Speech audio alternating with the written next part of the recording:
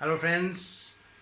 तो मैंने सोचा है कि अब मैं जो आरोग्य सेतु ऐप है, आप लोग देख सकते हैं कि कोरोना पे के लिए आरोग्य सेतु ऐप है, वो आप डाउनलोड कर सकते हैं government.in साइट पे।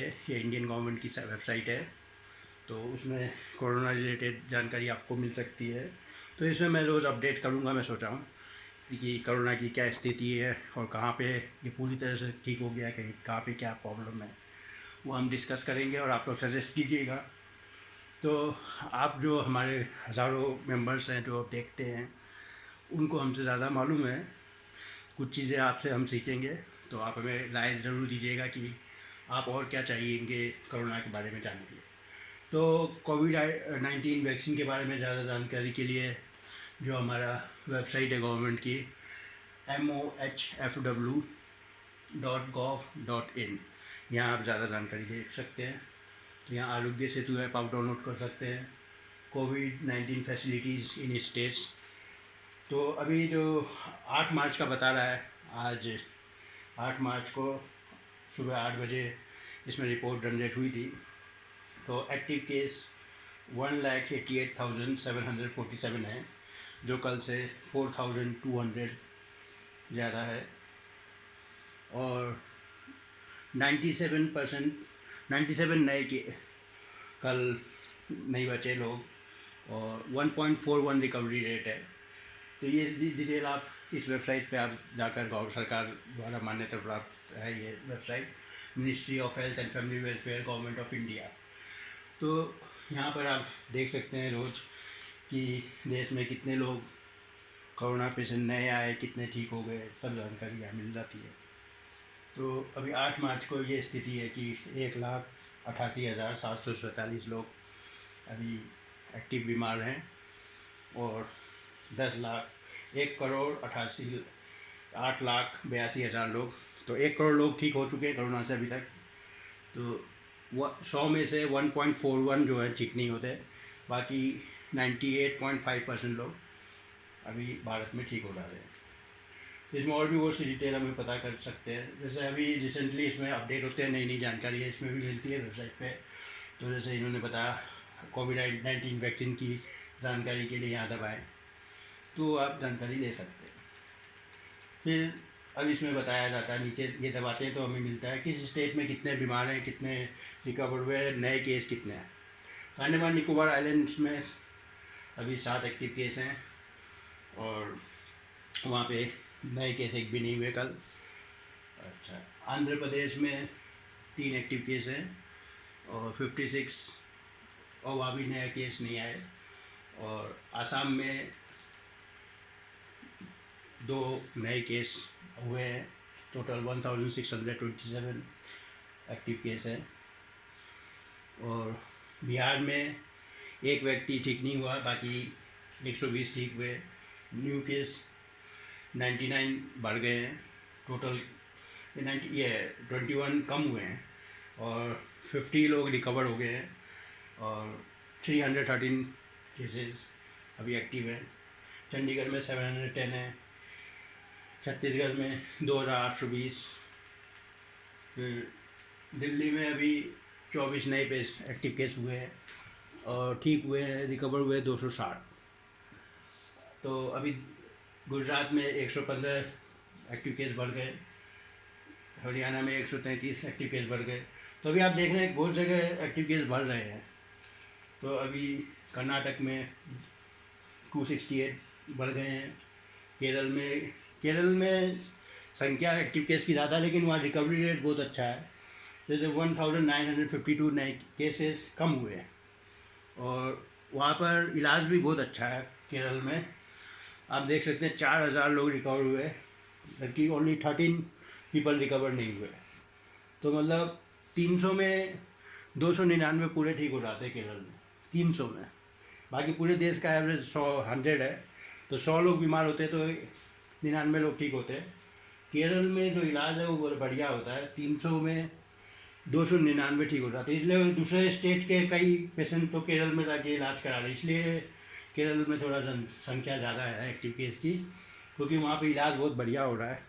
300 में एक ही ठीक नहीं हो पाता, तो अब बहुत से लोग जैसे बीमार होते वो केरल चले जाते, भैया वहाँ इलाज बहुत अच्छा होता है।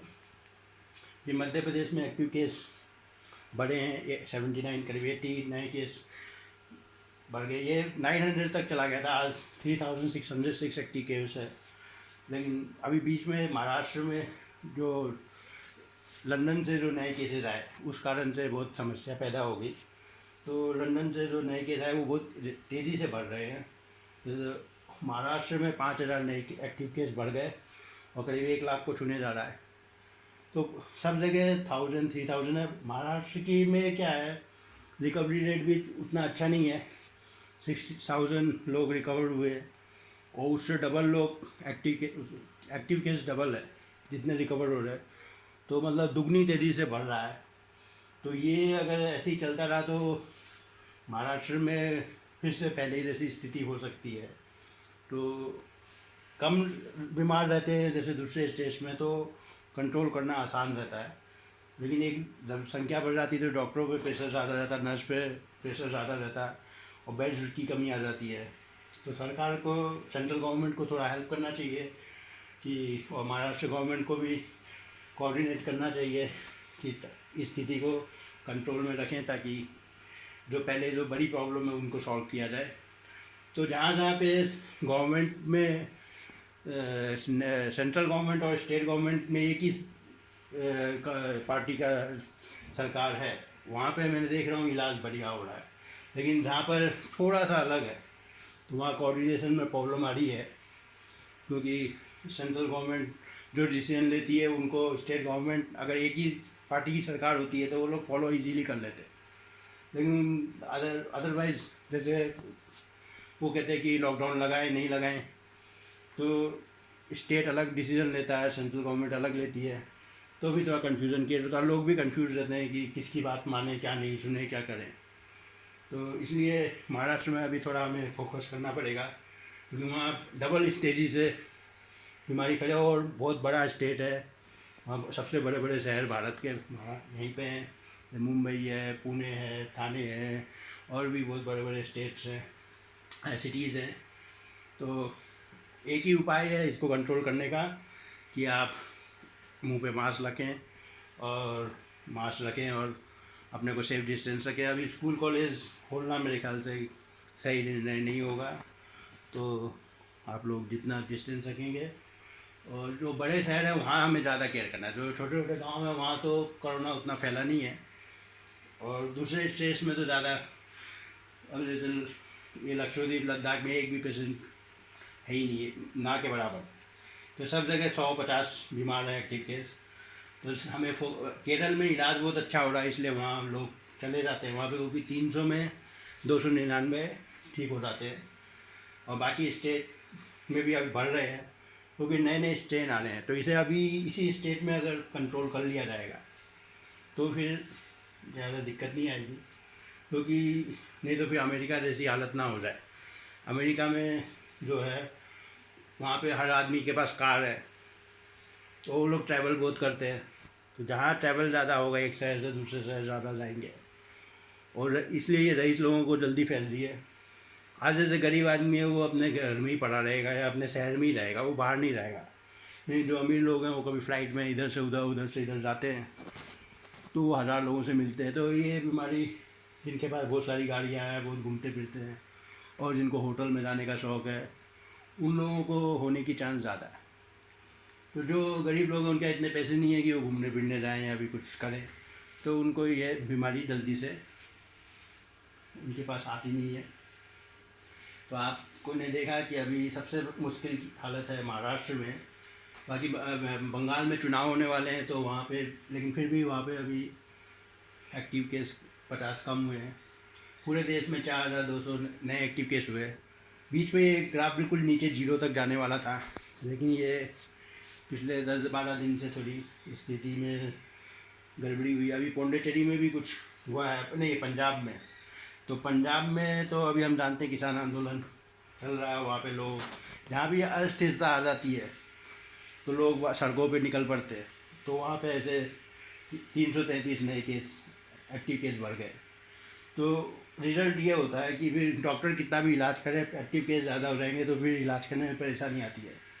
तो पूरे देश में आप देख सकते हैं अभी 97 लोग, 100 लोग करीब ठीक नहीं हुए हैं, बाकी 14,000 लोग ठीक होके घर गए हैं। तो 14,000 में 97 ठीक नहीं हो पाए, और अकेले महाराष्ट्र में 38 और पंजाब में 17। बाकी सब जगह 1 या 2 केस होते हैं जो पूरी तरह से ठीक नहीं हुए। तो हमें फोकस करना है पंजाब में और महाराष्ट्र में कि वहाँ पे अच्छे से अच्छा काम हो। कम से कम कोरोना है जब तक तो लोगों को पहले इस महाबीमारी से बचें, उसके बाद अपनी जो पर्सनल ज़रूरतें हैं उसके बारे में सोचें। तो जहाँ तक हो सके बाहर ना जाएं और अपनी सुरक्षा पे ध्यान दें, घर पर ही रहें। खास करके उन स्टेट्स में जहाँ पे अभी FT केस 5,000 जैसे बढ़ रहे हैं, महाराष्ट्र में और पंजाब में 333 एक्टिव केस बढ़े हैं, और बाकी 3rd नंबर पे शायद कर्नाटक आएगा, 268 नए केस है।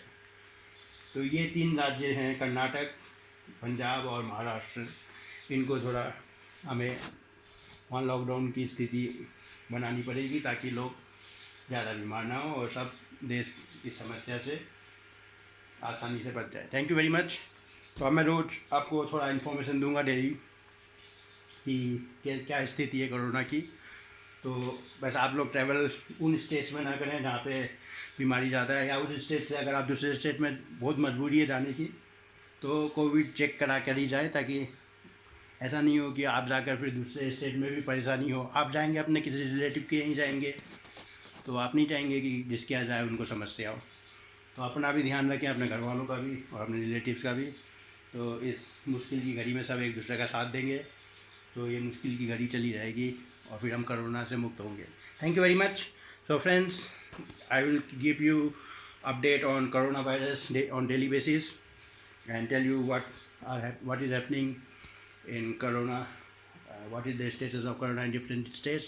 Thank you very much. Keep watching, and you can see my previous videos on different health issues, and thank you very much.